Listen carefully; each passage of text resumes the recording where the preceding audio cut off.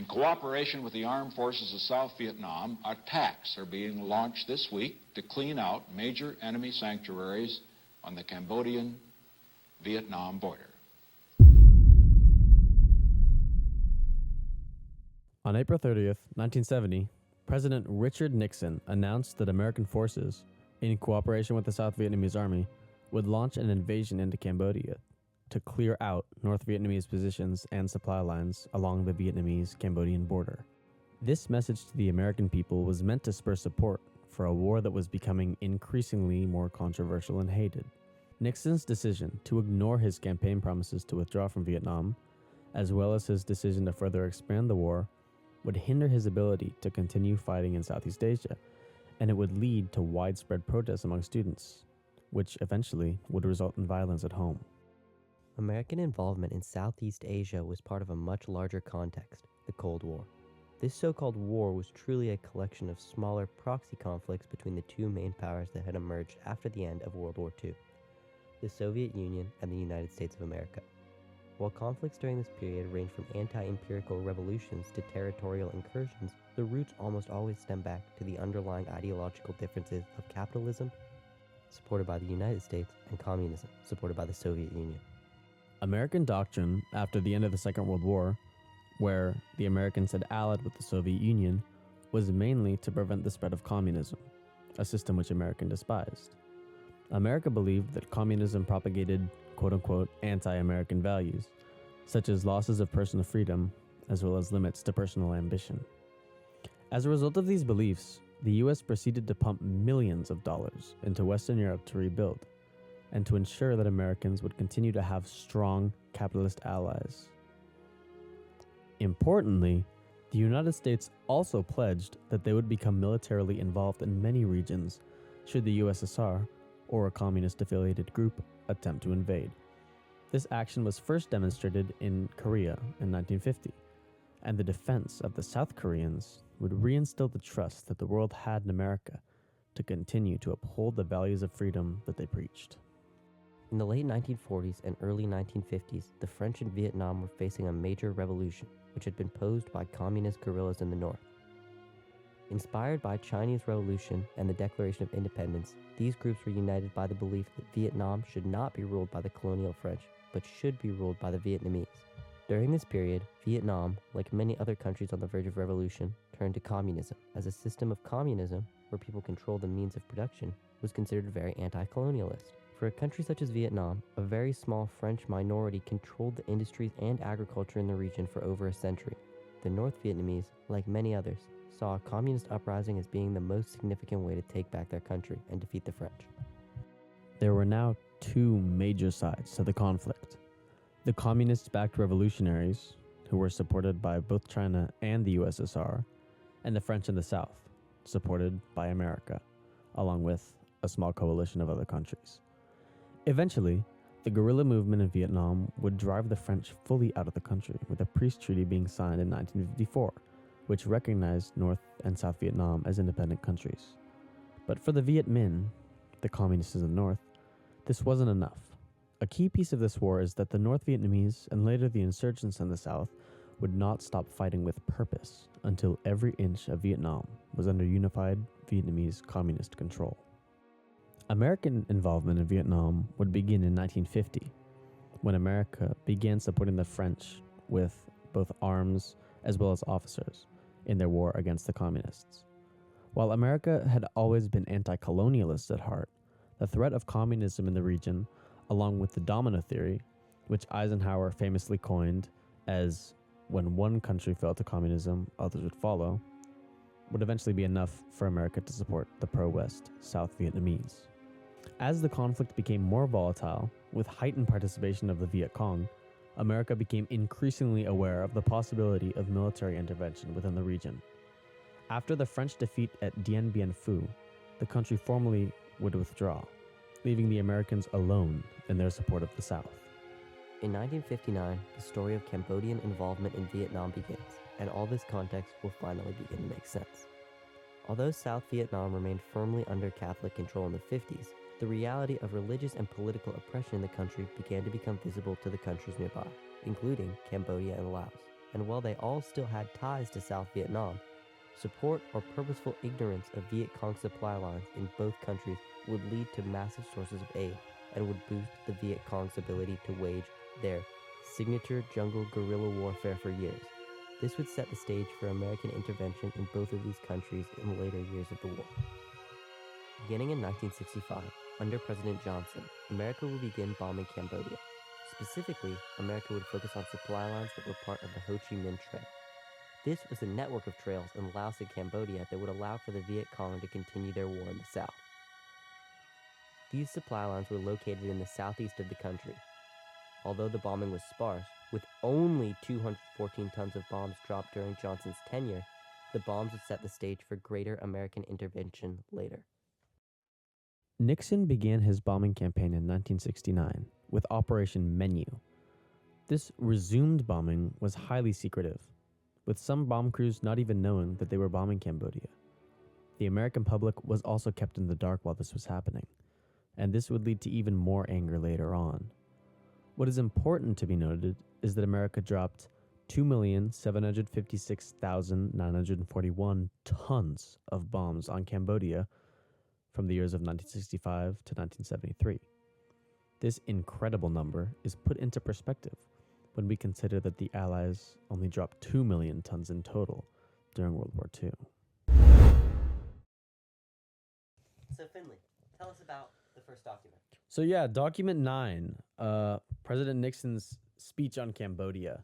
So this happened on April 30th, 1970. Importantly, this was a speech to the American public. It's Nixon revealing his decision to further expand the Vietnam War into Cambodia. And this is actually going against the promises of his campaign. Because his campaign basically was to end U.S. involvement in the war while retaining American honor. So near the beginning of his presidency, he was presented with a very different idea from this. And this is 1968. And this is, if Nixon were to bomb the Viet Cong supply lines in Cambodia, he could potentially cause the Viet Cong, which of course were extremely prevalent at the time, and the North Vietnamese to backpedal and create an opening for the South Vietnamese to attack Cambodia. And this would allow the U.S. and the South Vietnamese to invade Cambodia without having to risk losing more troops and possibly shortening the war. But in the end, even if Nixon's bombing was a tactical success, his speech would happen weeks later. And this, when the American population found out, would further change the opinion of many U.S. citizens on the war. I mean, it made it really hard for them to look at Cambodia as a good decision for him, if you kind of understand. So now, you want to tell me about the second document, because I know you did some research on that? Yeah, I'd love to. So, the reality of the situation is that many Americans were not aware of how the bombing was working. So I have a testimony from Major Knight in an interview with the Center for the Study of Professional Military Ethics, basically talking about how some of the initial bombings worked and how he transported the information. So, according to the interview, the bomb destinations were not known until the aircrafts were airborne, and while pilots and crew could approximate that they were over Cambodia, many were not aware of the scale of the operation. This interview notably happened after the war, after certain details were declassified, such as bomb targets and mission statistics, but the evidence shows the unwillingness that both the American government and the military to be transparent about their actions, as even Officer Knight was one of the few to know. This would be detrimental to U.S. goals in the region, because the American population did care. All right, Finley, do you want to tell us a little bit about Document 3? Yeah, so document 3, this is a document. I mean, it's really hard to analyze some things about this war because it's still pretty classified. It's still secret. We don't have that many primary sources at the time. However, this is a map. And maps, you gain a lot of knowledge from them because it kind of puts into perspective what we're talking about. And from this map, we kind of see Americans. It's a layout basically of what's going on in Cambodia, and we see some major trails. Unfortunately, there is no key, so I'm going off of what I know. So I know that Americans are trying to find where the trail is. I think that these main lines are mostly major roads, and there's some big points on the map as well. These are, I'm assuming, population centers or American bases. Really, still not sure. Unfortunately, I couldn't find a lot of background information on this map. But I think what this map does the best job of doing is it demonstrates the proximity of the countries in Southeast Asia to like the front lines. I mean, you see Cambodia is right there. Vietnam is not a very wide country. Vietnam is a very skinny country. So this map really gives us, it puts into perspective how the Americans were viewing it at the time. I mean, Cambodia was not very different. It was very much within the ballpark. It was in Vietnam's literal backyard. I think this definitely would have been part of the reason why Nixon and Johnson would have been looking to bomb in Cambodia, because a pilot can take off and go to Cambodia, and it's barely a deviation. Some pilots did not know they were bombing Cambodia during Operation Menu. So I think this kind of, it just shows us how it was easy to keep the bombing secret, and how they might have assumed it wouldn't be relevant to the Americans to bomb just a little bit over, if you kind of catch my drift there. So now, if you want to tell us a little bit about Document 4, which I know you studied a little bit about. Yeah, I'd love to talk a little bit about Document 4. This is a paper from the Washington Post. It's got multiple headlines on it that kind of illustrate what was going on once this information was revealed and how the American public reacted to it. So when they found about the plans to expand the war into Vietnam, people were outraged. They were already mad about the Vietnam War, and one of Nixon's biggest promises was that he was going to use Vietnamization to kind of end the Vietnam War, pull America out while keeping a lot of their glory. And wait, just elaborate. What was Vietnamization? It was basically a policy that pulled U.S. troops out of Vietnam while, like, not losing the war, basically. They wanted to keep a lot of their glory. Interesting strategy, yeah. Yeah. And people were already mad prior to Nixon revealing that he was going to continue bombing Cambodia due to things like the draft, or just the war in general. People were not super happy to come home every day to see on their TVs all the destruction that their nation was causing. And they kind of felt like they were fighting a losing war. So basically, it was kind of like a betrayal from Nixon. Like, that's what the public felt. Because when they're looking at this war, they see like a terrible war, and they see a candidate who's planning to pull out, and that isn't what like actually happens. He continues to go in. And it was the spark that the American public needed to exponentially increase the number of protests across the nation. All of this action that we've been talking about before it culminated in these protests, when the students found out, people across the country, but generally younger people, when they found out about the bombing of Cambodia, when they heard about the invasion of Cambodia, they're like, wow, America is expanding even further. They're going after more targets, more objectives. They didn't see this as strategic. No. They saw this as further attacks on innocent peoples, which in many cases it very much was. And so the Kent State Massacre, this occurred in 70? I believe so. It was 70 as well. And the Kent State Massacre was basically a giant college protest where the National Guard was called in. And they got involved, and eventually 4 students would end up dead.